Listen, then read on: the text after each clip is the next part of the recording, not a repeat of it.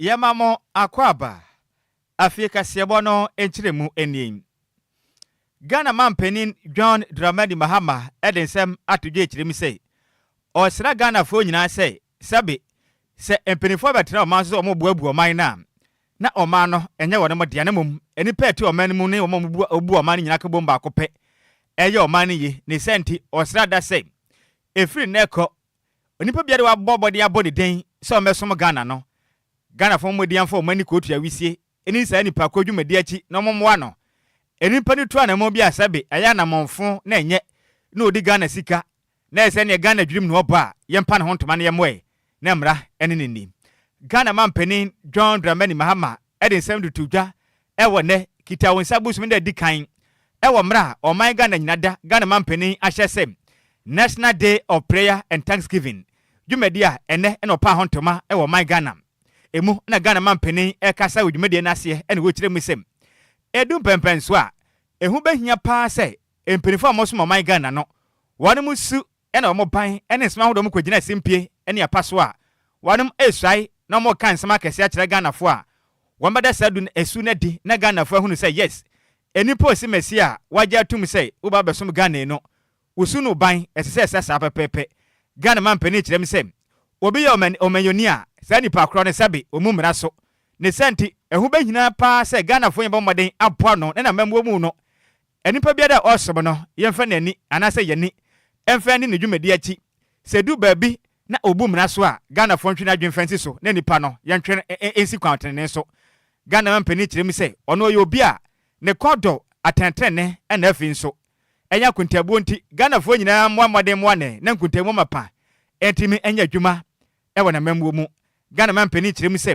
ye koya nimu no obani sum say Ghana fo beboa no na o man Ghana empire bo ma hyehye be kwanka ne ma Ghana ye die ne mapa yepe no yensa akra so Ghana Mampenin John Dramani Mahama Edensem say etudwa. We must hold those in authority, including myself, accountable to the highest standards of integrity and humility. Public office is not a privilege for personal gain. It is a sacred trust bestowed by the people and a responsibility to serve all, especially the most vulnerable of us. Even the office of the president, which by the grace of God I now hold, is not above the law. Leadership must be grounded in justice, in honesty, and a reverence of God. If we want a just Ghana, we must be just in leadership. A nation's greatness is not measured by the heights of its skyscrapers or the size of its budget. The values of its people are the true measure of a nation's greatness. The virtues of courage, of honesty,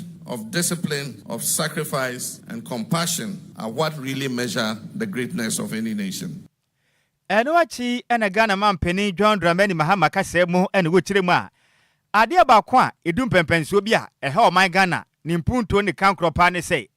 be hwa na obi akofa ena wode wo yesiremuni wo ye mfantini wo ye asantini na akonditim ediaba Ghana Mampenin kirem sei o man a ye o man ba ko a ye prempunto ne sebe nioma sei yenye Ghana Mampenin kirem sei amanyoko anase bi enya atamfo ne senti o stress ye kwanim yenyi ye difference nto nchen ye nyina ye moe ne yemfa abusua ye dom no nto nchen baabi ne yake to mfa mum so man ba ko pe ne ye ba ne se beboa ma Ghana punto no yensa etimi akra so. My brothers and sisters in Christ, Ghana is richly endowed with resources and natural beauty, and something even more precious, spiritual harmony and religious tolerance. In a world where faith can divide nations, our faith in Ghana unites us. In Ghana, churches and mosques do not compete for dominance. They coexist in mutual respect and in dignity.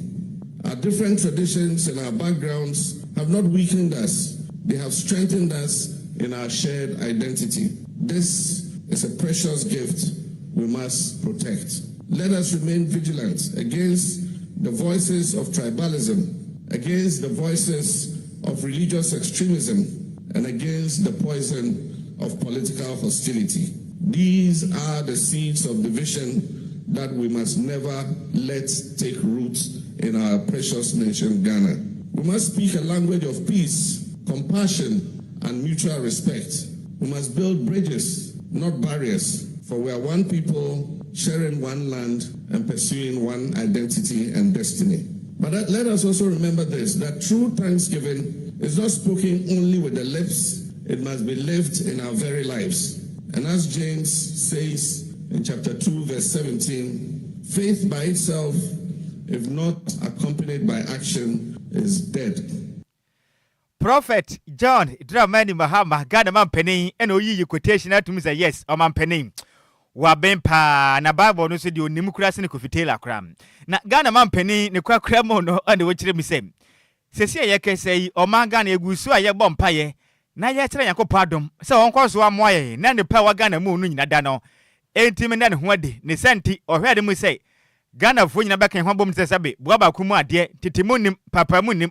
Ne nyina ye moa na ade bia da ye coincidence ne from ne moa ne mpuntu awodo Ghana fo nyina hwe ne mu no yensa enka. Gratitude is powerful. It completes the miracle and opens the door to more. And so today, Almighty God, we are like that one leper who has come back to say, thank you, Lord. Thank you, Lord, for your blessings and mercy. God has indeed blessed our country with peace and political stability, with a resilient democracy, with a vibrant youth and creative minds, and with an economy that is beginning to show signs of recovery. We believe that the same God that has brought us this far will carry us forward. Our best days are not behind us. Our best days lie ahead of us. Any awoti ye Ghana man penin John Dramani Mahama make said yenche wansha na obetimi anya archbishop any reverend prophet if is already do media wodie any tire konkon no mu in fact o man penin onim whatsapp I will remove cap at the moment penny. And me what I say oh Ghana man penny wa ben o de kind of one tiana o si gidie anwuma nka ho no eye nkwase gidie hu no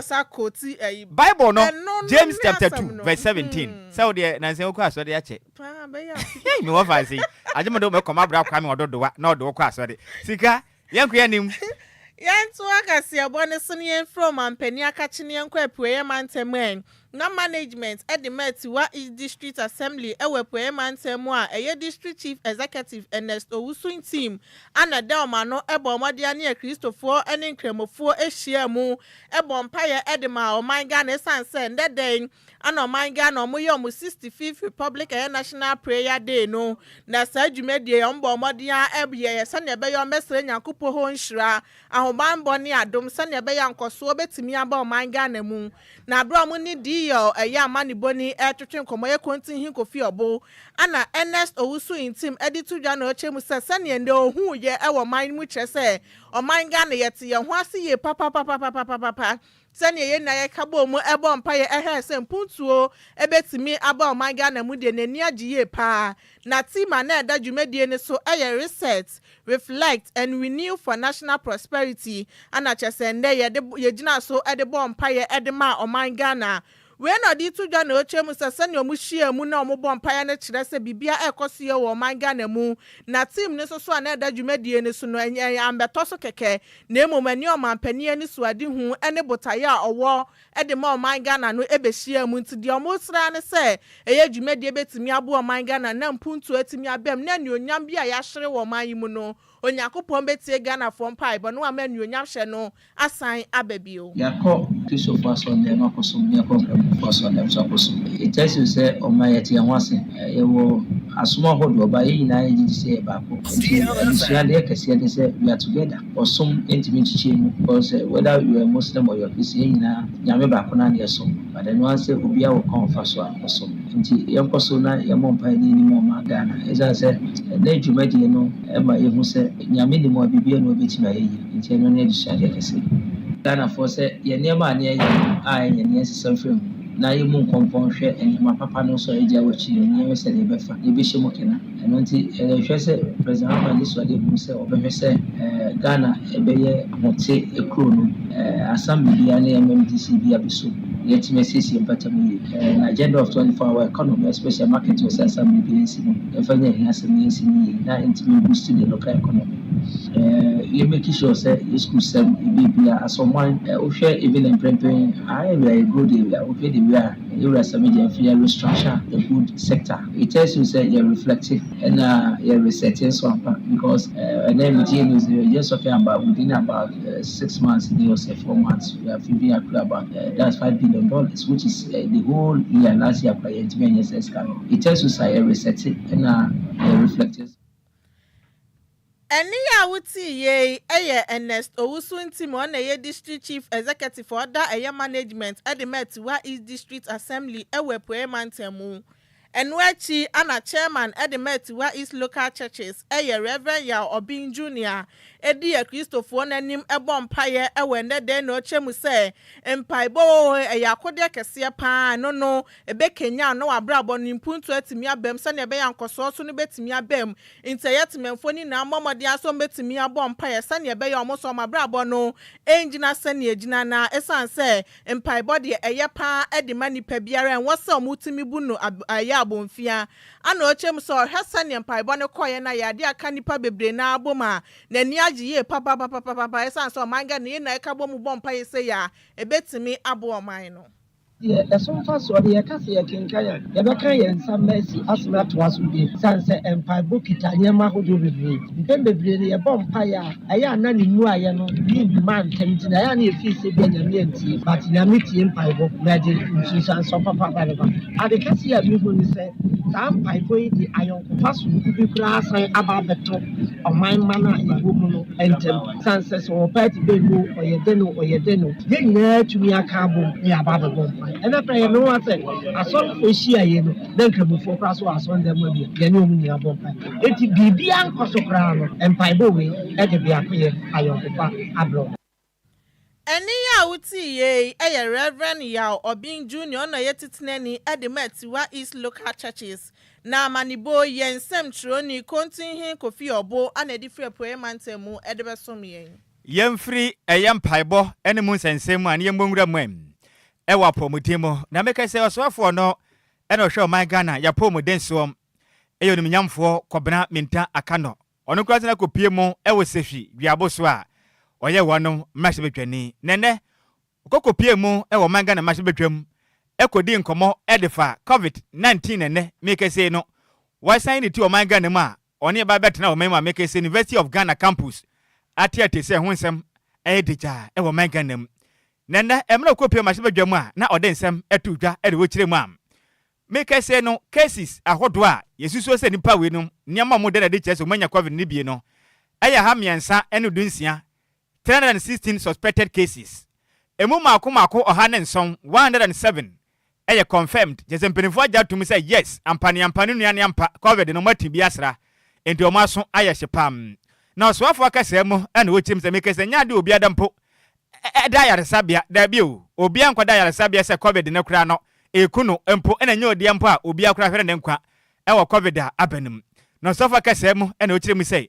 hwehwema pamaye no eguso omuguso test ehwehwe nipa pomudemo a omuguso a titiriw ene afenso eye mmea hodo a adusua ekoso mekire eye educational institutions ne omuguso a wole manhye yaboa mesa o ha wo yayi ne tire no eso etimi atiana se tuo betumi atwa kram oswafo de ato omaga na enyina nimu sei osrada se yemoye ho moden na hye hodo a ede kan beboa na yaboye ho ban na yade mua we ne yenya bie no mekire eye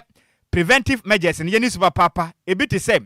eje personal hygiene yedi ehuni ya hohore yensa ne yedi face mask ebo made ahyehyehye yanim kama huhuhu se be ya covid ne kura no ye humi a yenya bie ye bebo pane kama ana afenso bebia nim patwahye pi no yemfa ye honkofoforo mu kura na ebo beboa ma yare eyarmoa we no entimi enka ye nyina mpo ma oman yi kura ye ho etimato ye pam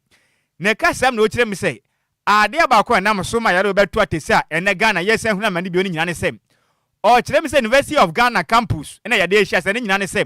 eya emra na wonba modern eya wonm whole week celebration no na yade ewi eyi ni tie ne Ghana fo yeto atwenwen osafo cheze mekese no asahwe man Ghana po modern so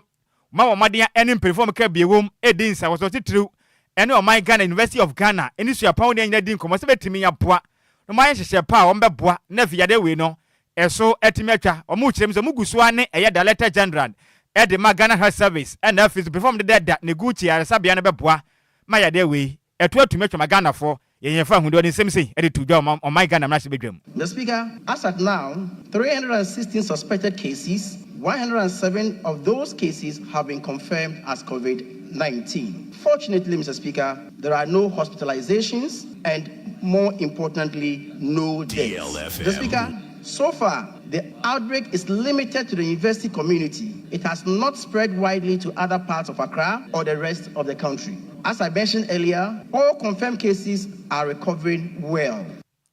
Enuachi ono ni mnyamfo kwabra minta aka no kasemo eno wase yen kan kira Ghana fo nyina sei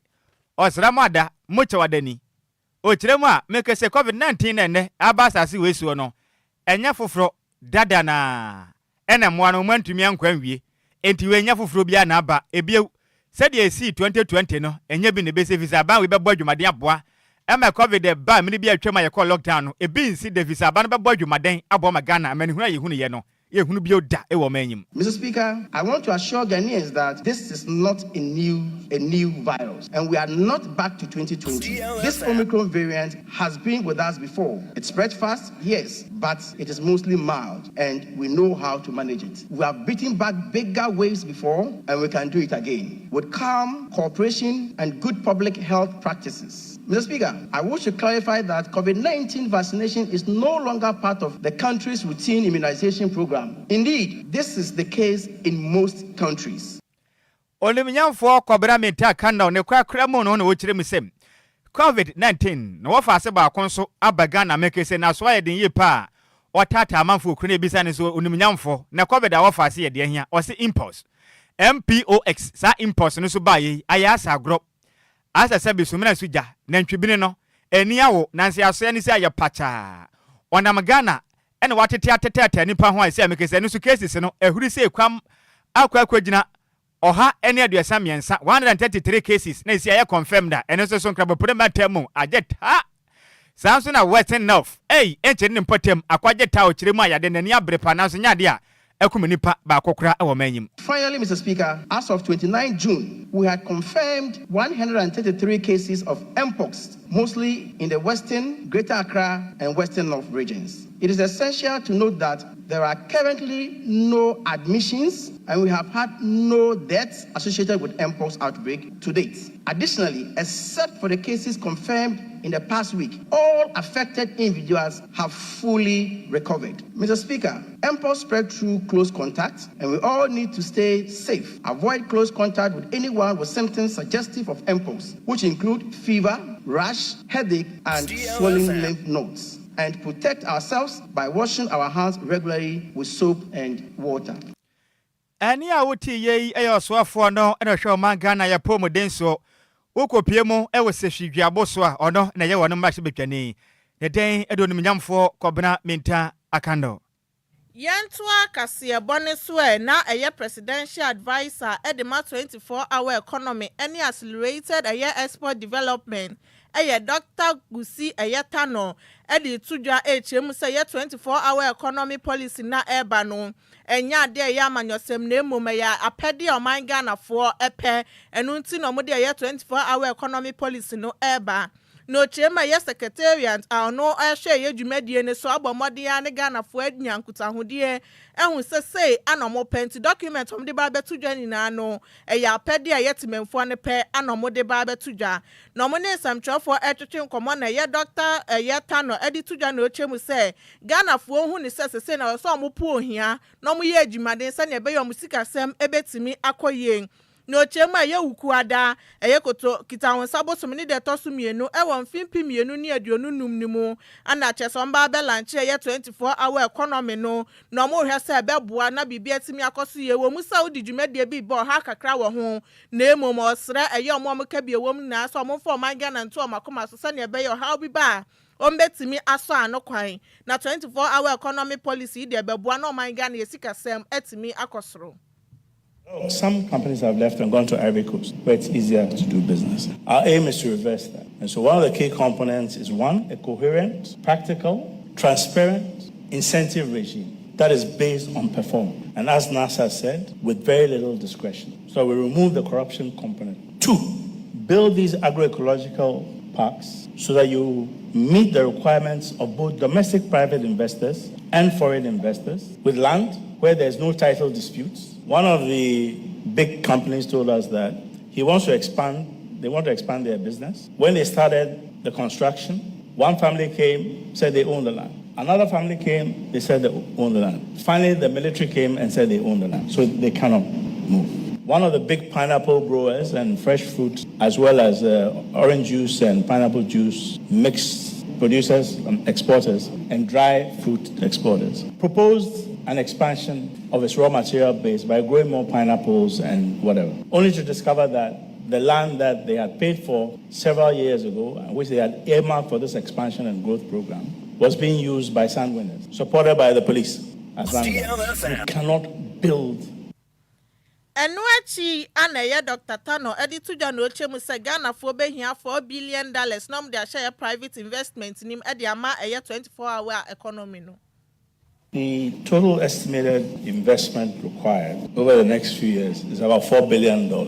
times 10, so 400 billion Ghana cedis. And we hope it stays that way. And most of this is going to come from the private sector. One of the problems that investors have had in working in Ghana, and I'm sure all of you have heard that because of the unpredictable and incoherent incentive regimes and also the high cost of operating in Ghana, including the under-table payments and requests and corruption, although some companies have left and gone to Ivory Coast where it's easier to do business. Our aim is to reverse that. And so one of the key components is one, a coherent, practical, transparent incentive regime that is based on performance. And as NASA said, with very little discretion. So we remove the corruption component out. Uti Dr. Gusi Tano. Yantua kasi about swe, ni yanko swe njire mu ewo my Ghana say mu. Na make say influence on mama di atrase hwehwe mu ebu nkunta ewo my Ghana mu sade noma eko enepa. Omo de sma batudwa ene GSS fo abeka kire Ghana fo se.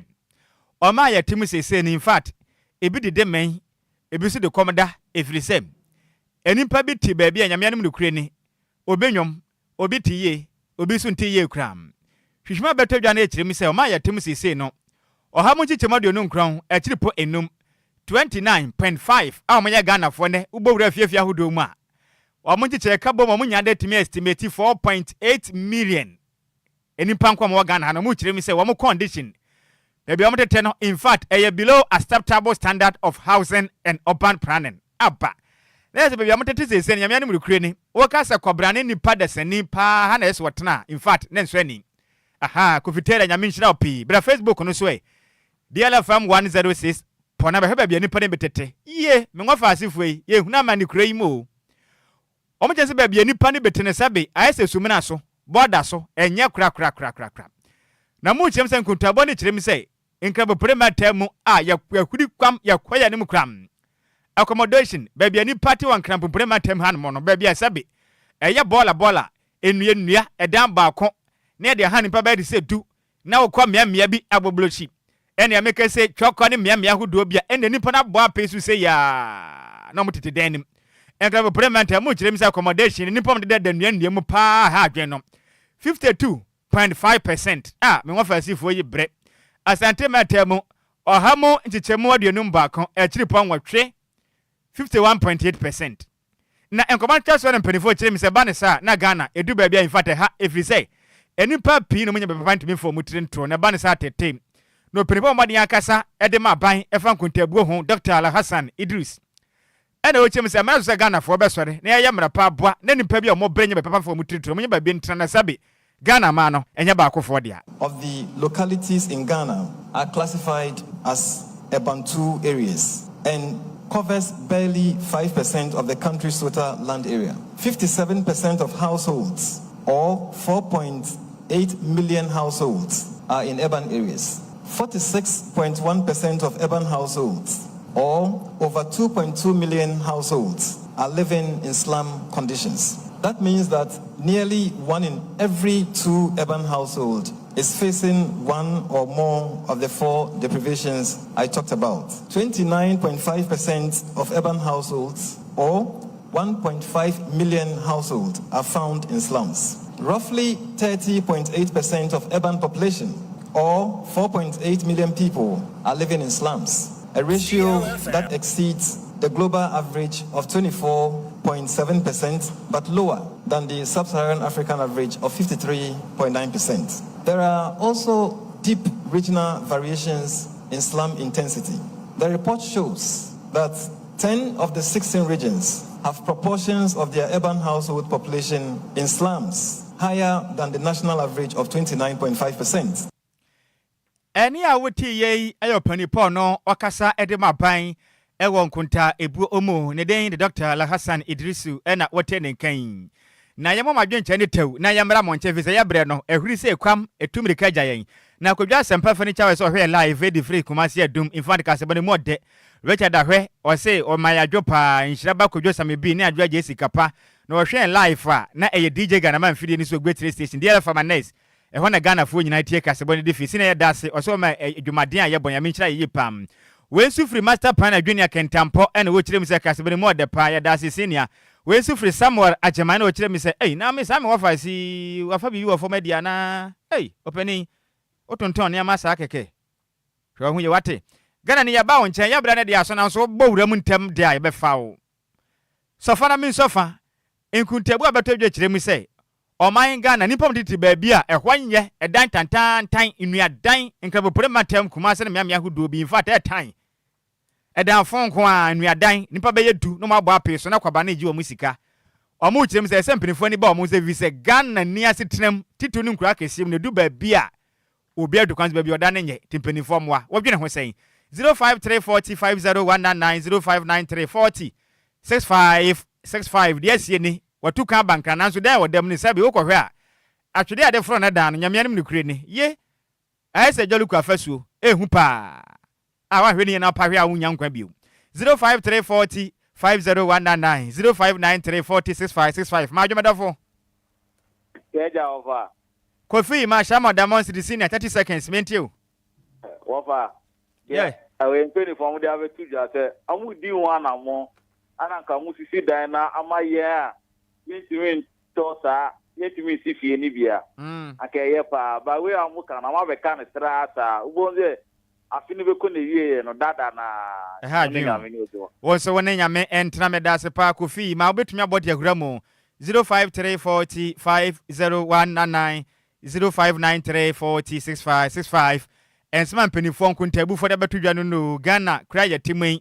enkura kasie mu ne adantamu omo kyerem adan dada tantantantantan nuadan na nipa ema omode ha nipa omo kyerem se bane sa ehu pa majo medafo wudini mabia akasa free senior asa babia ido akwahye politank mu yente won ka kura ma kasasa ba ma ba senior ma voice den kwasra kra ma ye Ben okay papa no me ntio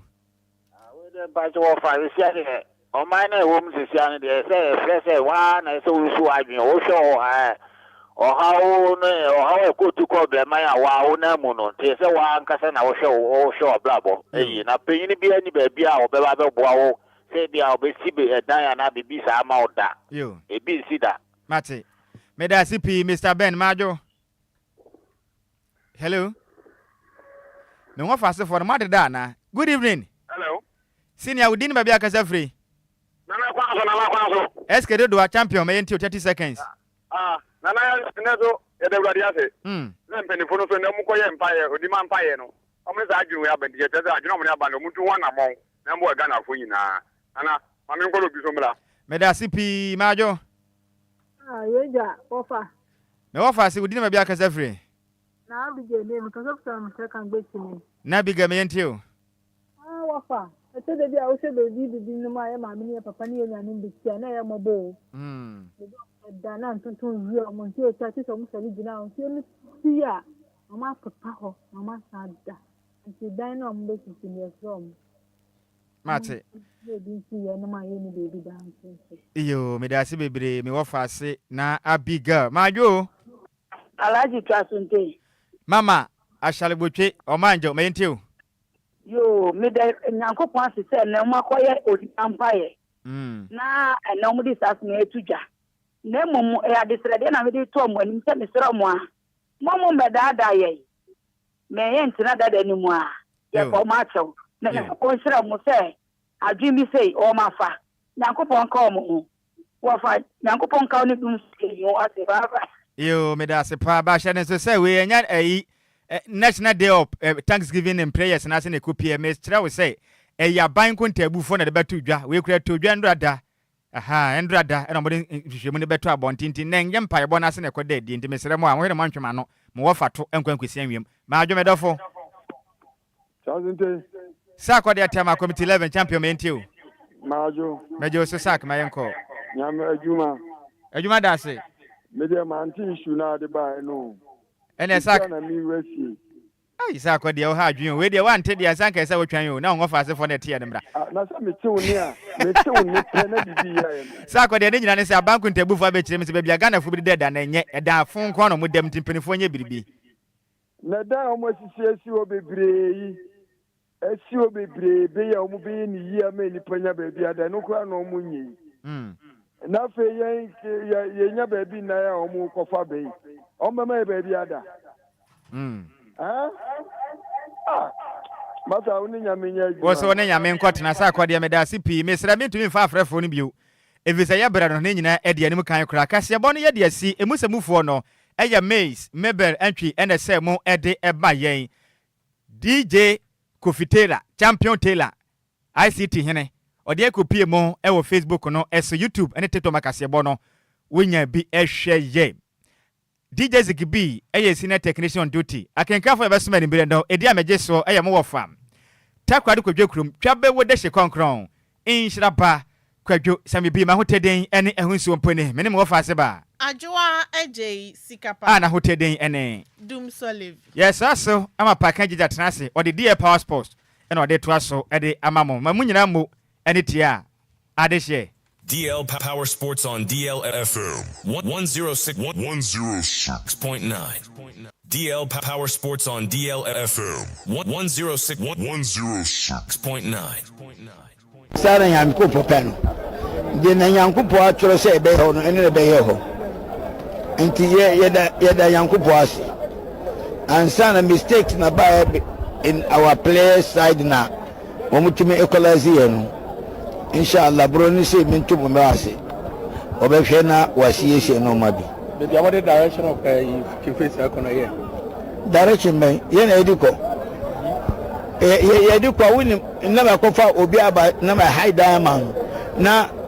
mitianika kind of you are journalism some of you don't I think you are doing like you don't go to school direction me I'm taking Confessor to a good direction. We thank God. We didn't lose in our home today. 4 matches, 1 point. Alhamdulillah.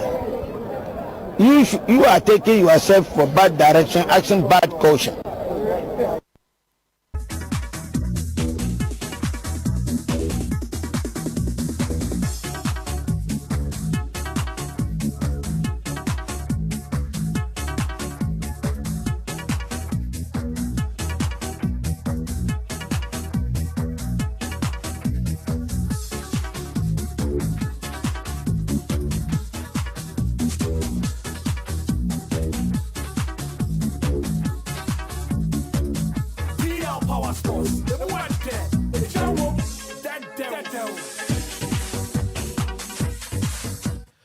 Brandagbe wotro ya melegbedura no vinyo fogotofio gamado menoin sports yemetwagono yimenko enyu DL Power Sports update melekuku no wotro ya la madena grona madena mesiame prepometofio no chome radio ada DL 106.9 sports air dimila ye menoin wotro ya metwagono ta radio a engba delegia nanano gia anyami ganyobi tuobele ibono ko ye Facebook ke YouTube bakene efian no yo minga bobeshe watashe kun work sports ni ba egba DL Power Sports update men kwa bofai bakene ni ochomoko ni moko akemoko ni mofiamo ke radio for DL 106.9 sports noni yesmo ni bakene watashe work ba kajo radio bie hani ne phobia wo ni BPS sports me ni work ba babo. Good evening to our cherished listeners and viewers watching us live across all our social media platforms. Tuesday evening, we are back on your radio we are bringing you DL Power Sports Update. So please don't hesitate to call a friend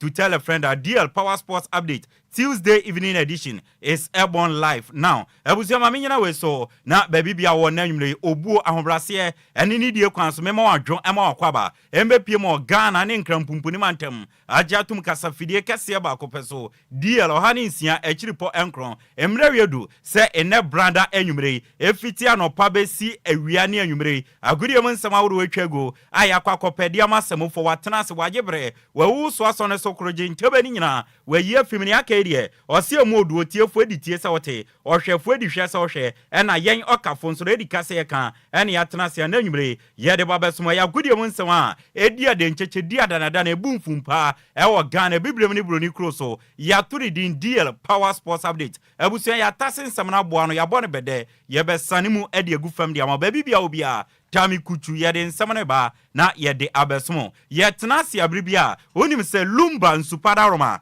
ena yede nsamane ba nti omase dade yentumi emfandi enti before nsamane beba no yendi kan fa Lumba nsupa seda emfa mom na Lumba nsupa eye nsu abadwama nsu emote emode eye kama ejirane na nso bruta Food and Drugs Authority edia form fidie ma ye nhwehwema gya tum se Lumba nsupa no ba Ghana na opensu a ahemfu chinye no yede asi ne so na ahemfu cha ne so ehye na eno ani Lumba nsupa eni je samne se ye won bottle eni ye won sachet ntini a opebia obenya no wabobo enti nsu a ye no de sese eno ani Lumba nsupa efiefie mo mononom enkolane koskua bottle water no momfa nsho mo bag mu no momfa nko udi dwumadie bia fasom wa howo mo amotonton so Lumba nsupa no ene ye kamfo am se monton na sika beba mu dwana amudinum ema na atumi atumpon ya to apete enkran ba bia obia Lumba nsupa obenya bia to dansoma ne mpatem madam abanyamche akache ewa Pietus Lane oben Lumba Sport no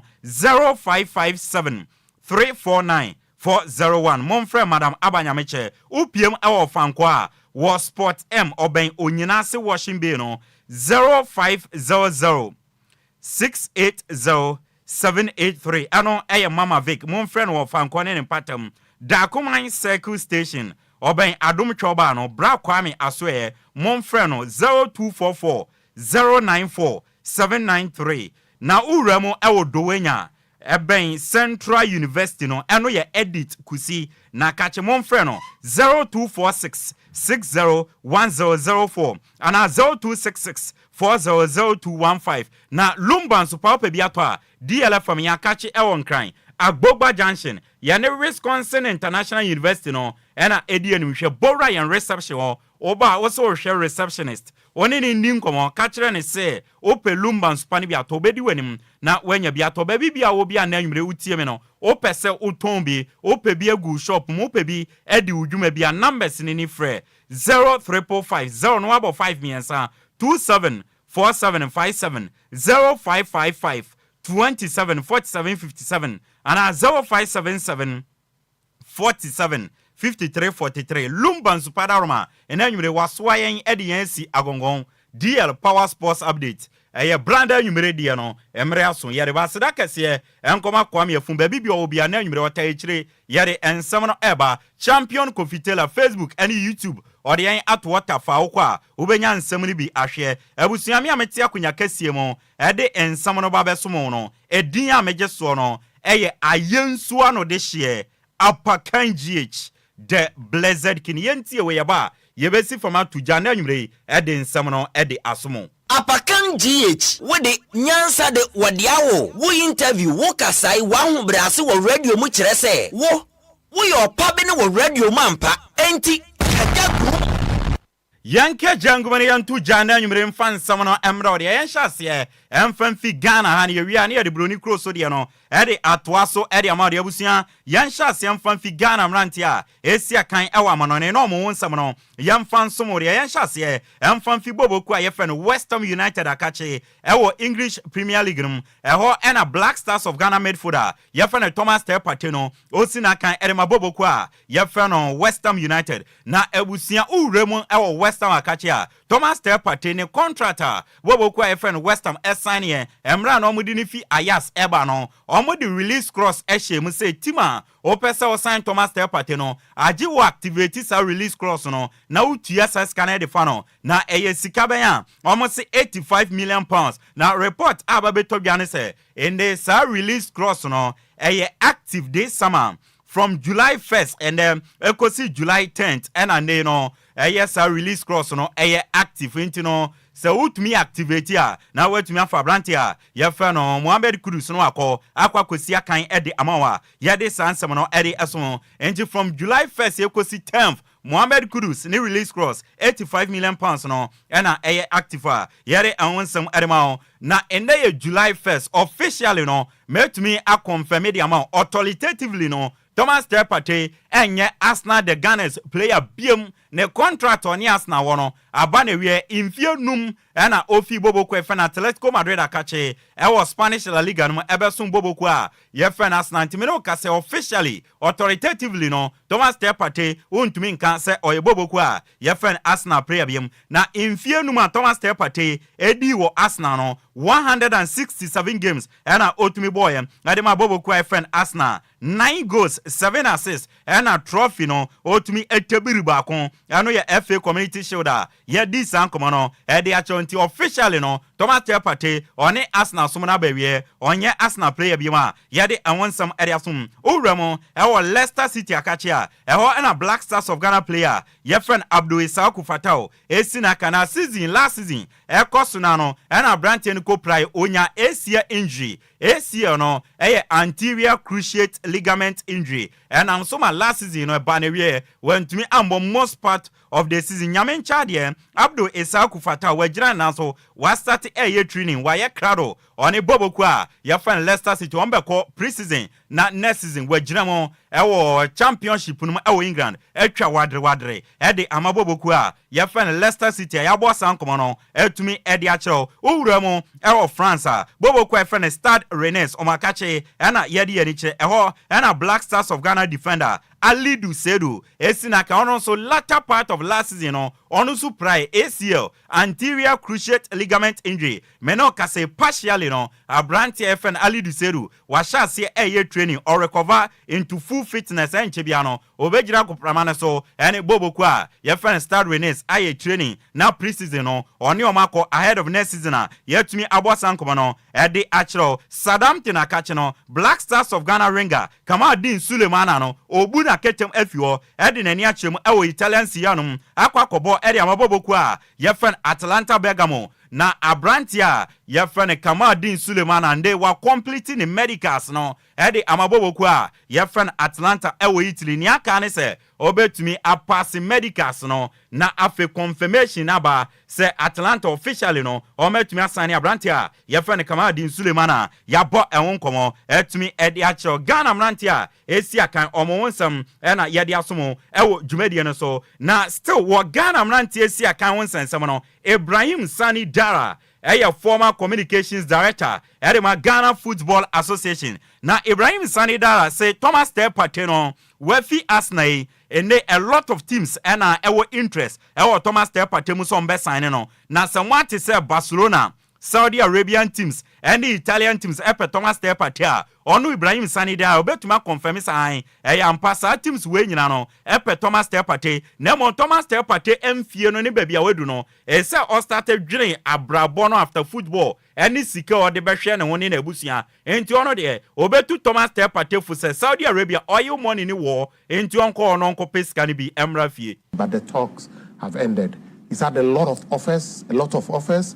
The offer from Barcelona is true. The interest from, not an offer, the interest from Barcelona is true. The interest from Saudi Arabia has been true. And even one more club in Saudi Arabia has been added to the clubs that were originally interested in him. Yeah. And they are and in Italy interested in him. After 5th July, he can now have the focus